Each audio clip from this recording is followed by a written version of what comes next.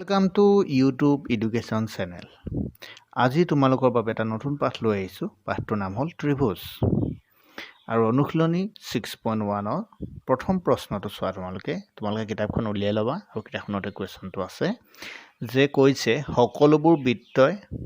আমাক দুটা অপশ্যন দিছে। আমি আমাৰ যেটো শুদ্ধ বুলি আমি ভাবো হেতু আমি সিলেক্ট কৰিব লাগিব। এটা আছে সৰ্বসম আৰু এটা আছে সদৃশ। সকলোবোৰ বৃত্তই সদায় সৰ্বসম বুলি নকয়, সদৃশ বুলি কয়। ঠিক আছে, এখানে প্ৰথম প্ৰশ্নটোৰ উত্তৰ হ'ব সদৃশ। তোমালোকে গোটেই লাইনটো লিখিবা। ঠিক আছে, দুই নম্বৰটো সকলোবোৰ বৰ্গই কি হ'ব, এইটো সদৃশ। তিনি নম্বৰটো সকলোবোৰ ড্ৰেছ ত্ৰিভুজ সদৃশ। কোনবিলাক সদৃশ বাৰু, এটা সমবাহু ত্ৰিভুজবিলাক দেই। তিনি নম্বৰ সকলোবোৰ সমবাহু ত্ৰিভুজ। ইয়াত আমি সমবাহু লিখি দিম। তোমালোকে সম্পূৰ্ণ সেন্টেন্সটো লিখিবা। আৰু 4 নম্বৰটোত কুৱেশ্যনত আছিলে সমসংখ্যক বাহু থকা দুটা বহুভুজ সদৃশ হ'ব যদিহে এটোত কৈছিল যে সিহঁতৰ অনুৰূপ কোণবিলাক কি হ'ব লাগিব। অনুৰূপ কোণবিলাক প্ৰথমতে কি হ'ব লাগিব, সমান হ'ব লাগিব। তাৰপিছত বিটোৰ কাৰণে সিহঁতৰ অনুৰূপ বাহুবিলাক তেতিয়া কি হ'ব, সমানুপাতিক হ'ব। সমানুপাতিক।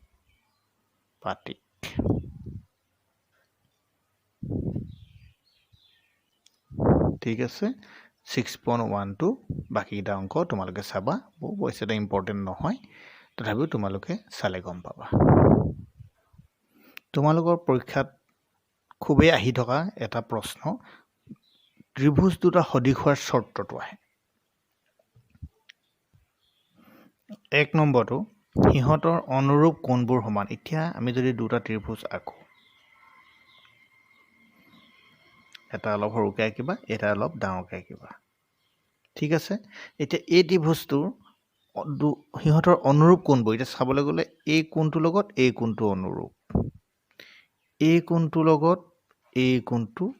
অনুৰূপ। ঠিক একেদৰে এই কোণটোৰ লগত এই কোণটো অনুৰূপ। তাৰপিছত 2 নম্বৰ সিহঁতৰ অনুৰূপ বাহুবোৰ, এইডাল বাহুৰ লগত এইডাল বাহু, এইডাল বাহুৰ লগত এইডাল বাহু আৰু এইডাল বাহুৰ লগত এইডাল বাহু একে অনুপাতত থাকে। ধৰা এইটো যদি মই এ বি চি দিওঁ, এই যদি মই ডি ই এফ দিওঁ, তেতিয়াহ'লে একে অনুপাতত মানে এ বি ডিভাইডেড বাই ইডাল হ'ব, ডি ইডাল। ঠিক তেনেদৰে বি চি আছে, এইফালে কি হ'ব ই এফ। ঠিক তেনেদৰে এইফালে যদি এ চি আছে, তাহলে এইফালে কি হ'ব টি এফ। সদায় সৰুটো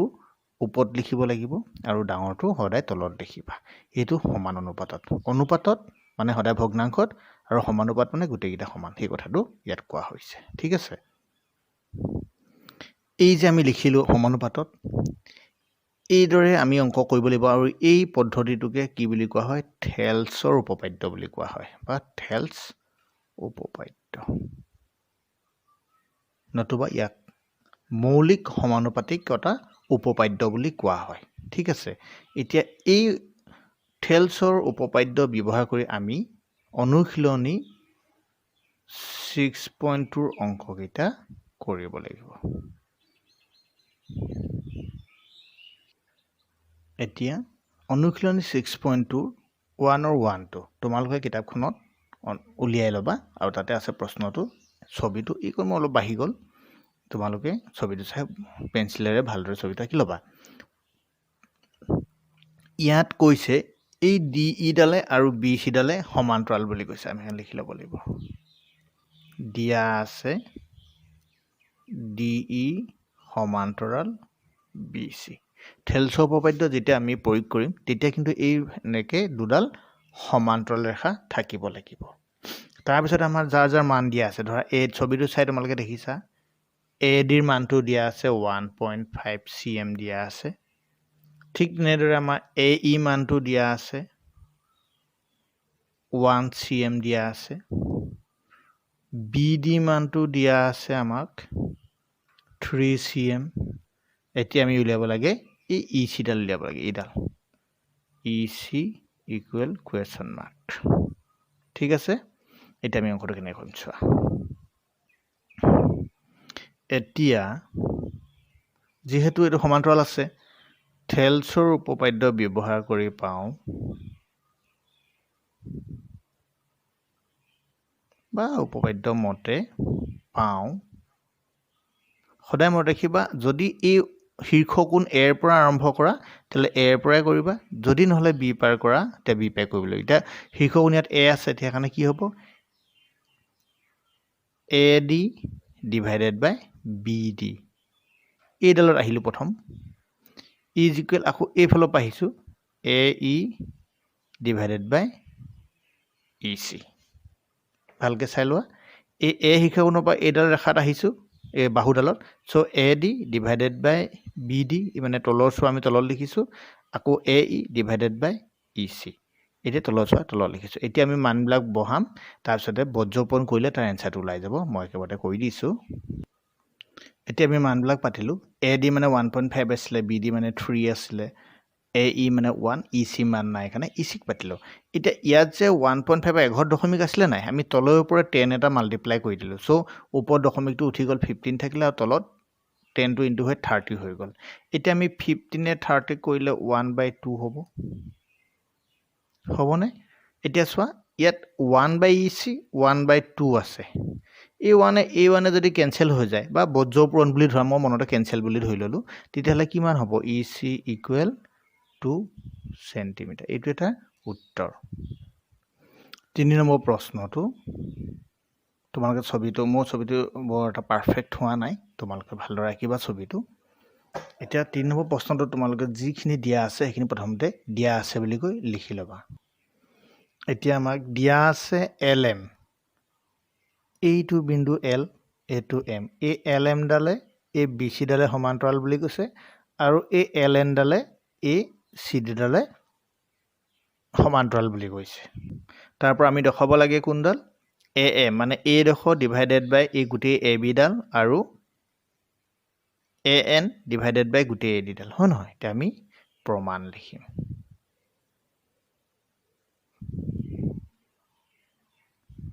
আমি প্ৰথমতে এই উপত্ৰিভুজটো লম ত্ৰিভুজ ABC ABC ত কি আছে LM ডাল সমান্তৰাল BC হৈ আছে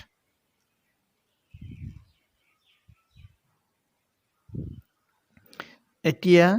এটাকে থেলছৰ উপপাদ্য মতে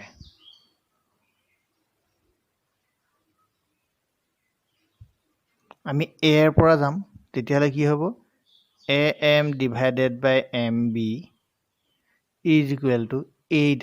মাজদালত হ'ব AL ডিভাইডেড বাই LC এটো 1 নম্বৰ ৰাখি দিম একেদৰে তলৰ ত্ৰিভুজটো ত্ৰিভুজ ACD LN সমান্তৰাল CD হৈ আছে এতেকে থেলছৰ উপপাদ্য মতে আমি আকৌ এৰ পৰাই যাম so AN divided by ND is equal to AL divided by LC হল 2 নম্বৰ এতিয়া তোমালোকে চোৱা 1 নম্বৰ সমীকৰণৰ ৰাইট সাইডত AL divided by LC আছে 2 নম্বৰ সমীকৰণৰ ৰাইট সাইডত AL এটো L দেই AL divided by LC আছে সো 1 আৰু 2 নং সমীকৰণৰ পৰা পাওঁ এতেকে 1 আৰু 2 সমীকৰণৰ পৰা পাওঁ আমি এই বাওঁপক্ষ সমান বাওঁপক্ষটা লিখি দিব পাওঁ কাৰণ AL divided by LC AL divided by LC equal এটো নহয় জানো তেলে লিখিব পাৰো দিয়া আমি AM divided by MB is equal to AN divided by ND ঠিক আছে হিলকে এতিয়া আমাক কি বুলি কৈছে প্ৰশ্নটোত তলত AB আনিবলৈ কৈছে ওপৰত AM টো আমি পালো এতিয়া তলত আমাক হল MB আছে আৰু তলত কিমান যোগ কৰিব পাৰিব লাগে আমি AM এটা যোগ কৰিব পাৰিব লাগে কেতিয়া কেনেকৈ যোগ কৰিব পাৰিম আমি এটো যোগ কৰিবলৈ হলে কি কৰিব লাগিব দুই ফালে যদি আমি 1 এটা যোগ কৰি দিও তেতিয়া পোৱা যাবনে প্ৰথমতে আমি 1 টো যোগ নকৰিম প্ৰথমতে আমি 1 টো বিয়োগ কৰিম বিয়োগ কৰিলে কি হ'ব AM ৰ পৰা অটো বিয়োগ কৰিলে নহব ন এটো যোগ কৰিব লাগিব আমি দুই ফালে +1 +1 কৰি দিলো ঠিক আছে যেতিয়া আমি +1 কৰিলোঁ তেতিয়াহ'লে আমি এতিয়া লসাগুলৈ কৰিব লাগিব এতিয়া আমি +1 দুইফালে যোগ কৰাৰ পাছত লসাগুলৈ কৰিলোঁ তেতিয়াহ'লে কি মান হ'ব AM আৰু যে এই MB যোগ কৰিলে তোমালোকে বাহুডাল চাবা তেতিয়া AB হ'ব ঠিক তেনেদৰে AN আৰু ND যোগ কৰিলে AD হ'ব এতিয়া আমি AB আৰু AD টো আমাৰ উলিয়াব দিয়া দুটা পালোঁ কিন্তু আমাৰ কি কৰিব লাগিব আমি MB আৰু ND টো আমি উলিয়াব লাগিব তাৰ পৰা আমি AB আৰু AD উলিয়াব লাগিব এতিয়া আমি কি কৰিম এই দুইটা উল্টা কৰি দিম কাৰণ AB টো আমাৰ তলতহে লাগে সো MB তলত AB আকৌ এইফালে উল্টা কৰিলে নহ'ব ইফালে উল্টা কৰিব লাগিব যেহেতু ND আৰু AD এতিয়া আমি কি কৰিম আকৌ দুইফালে 1 মাইনাস কৰি দিম এতিয়া 1 মাইনাস MB ইয়াত AB লিখিম ইয়াতো ঠিক তেনেদৰে 1 মাইনাস ND আৰু AD 1 ৰ পৰা দুইফালে মাইনাস কৰি দিছোঁ তেতিয়াহ'লে চোৱা কি হ'ব ইয়াত যদি AB টো লসাগু হৈ যায় so AB minus MB so ইয়াত AD টো লসাগু হৈ গ'লে AD মাইনাস ND ঠিক আছে এতিয়া তোমালোকে চাবা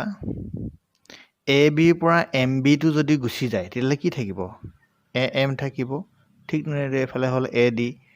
ৰ পৰা যদি ND গুচি যায় তেতিয়াহ'লে আগৰ কি AN কোণ থাকিলে নে নাই তো সেইটো আমাক প্ৰমাণিত এইটো উলিয়াব দিছিলে ঠিক আছে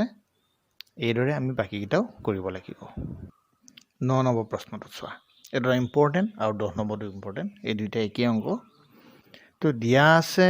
যেটো মই মানে তাক এনসাৰটো কৰিব লৈছো গতিকে এনসাৰ লিখি গৈছো যিখিনি দিয়া আছে প্ৰথমে লিখিলো আৰু ইয়াত প্ৰশ্নটো দেখুৱা যে আছিলে কিন্তু তোমালোকে যেতিয়া কৰিবা তেতিয়া দেখুৱাব লাগে যে AO divided by BO is equal to CO divided by OD বুলি লিখিবা ঠিক আছে তাৰপিছত ইয়াত আমি এই EF ডাল আমি নিজে অঙ্কন কৰিছিলো ছবিতে কোৱা নাছিলে ছবিতে কৈছিলে যে ABCD ট্ৰেপিজিয়াম আঁকিবলৈ কৈছিলে আমি ট্ৰেপিজিয়াম এটা আঁকিছিলো তাৰপিছত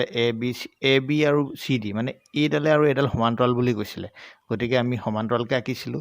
এতিয়া আকৌ কি কৰিলো আমি এই EF ডাল AB আৰু CD সমান্তৰালকে আমি নিজে অঙ্কন কৰি লৈছিলো গতিকে এটা আমি অঙ্কনত নিজে লিখিম ঠিক আছে এতিয়া অঙ্কন AB সমান্তৰাল CD সমান্তৰাল EF অঙ্কন কৰা হ'ল এতিয়া আমি ইয়াৰ পৰা দুটা ত্ৰিভুজ ল'ব লাগিব আৰু সেই ত্ৰিভুজ দুটা আমি থেলছ উপপাদ্য মতে কৰিলে এই AO divided by BO equal to CO divided by OD দেখাব পাৰিব লাগিব ঠিক আছে মই কৰি যাম চাবা তোমালোকে এতিয়া প্ৰথমতে ABD ত্ৰিভুজ ABD কি হৈছে আমাৰ এটা ইয়াত ABD ত্ৰিভুজত এই OE ডালে আৰু AB ডালে সমান্তৰাল হয় নহয় OE সমান্তৰাল AB এটাকে থেলছৰ উপপাদ্য মতে আমি এই ইয়াত যে ডি গুণ আছে আমি ডি গুণ পা লিখিম দেই DE divided by EA is equal to DO divided by OB এটো হল 1 নম্বৰ আকৌ আমি এটা কোনটো ল'ব লাগিব আমি এবাৰ এই ত্ৰিভুজ লম ADC ত্ৰিভুজ ADC কি আছিলে OE সমান্তৰাল CD হৈ আছিলে একেলে ললো তোমালোকে যদি মোক এটা কোৱেশ্চন টা সুধিলা হয় তে কোৱেশ্চন কি চোৱা আমি ইয়াত এইডাল প্ৰথমে যেতিয়া এটো লৈছিল আমি OB আৰু OD পাইছিলো পালো এতিয়া আমি যদি এই ত্ৰিভুজটো লওঁ কাৰণ এইডাল একে থাকিব লাগিব তেতিয়াহে এই দুইটা একে হলে আমাৰ এই দুটা ঠাইত আমি এই দুটা পাতিব পাৰিম ন তো এই বাহুডাল আমি একে ৰাখিলো দুইটা কাৰণে এই ত্ৰিভুজটো কাৰণেও এই বাহুডাল ৰাখিলো এই ত্ৰিভুজটো কাৰণে এই বাহুডাল ৰাখিলো সেইকাৰণে আমি এইটো ত্ৰিভুজ লৈছো তেতিয়া AO এইটো OC আহি যাব আমাৰ OD আৰু OB পাইছিলো এতিয়া অকল আমি AO আৰু OC আনিব লাগে গতিকে এই বাহুডালকে মই এইটো কাৰণেও ধৰিলো ঠিক আছে এতিয়া ইয়াত দিটা এইটো হৈ গ'ল আকৌ ইয়াতো মই থেলছ লিখিম ঠিক আছে এতিয়া চোৱা ইয়াত আকৌ থেলছ উপপাদ্য মতে আমি ইয়াত যেটো প্ৰথমটো ডি মানে তলৰ পৰা লৈছিলো তোমালোকে ছবিটো চাবা এই তলৰ পৰা ডি ই লিখিছো না ইয়াতে ডি লিখিলে এখন এ পা আহিলে মানে হ'ব এই ডি সমবক্ষ ইয়াত সি আছে না কাৰণে ইয়াৰ পৰা লিখিছো ঠিক আছে COOA এটা COOA এতিয়া আমি ইয়াতো ডি ই ডিভাইড বাই ই এ আৰু ইয়াতো ডি ই ডিভাইড বাই ই এ। চ' আমি 1 নম্বৰ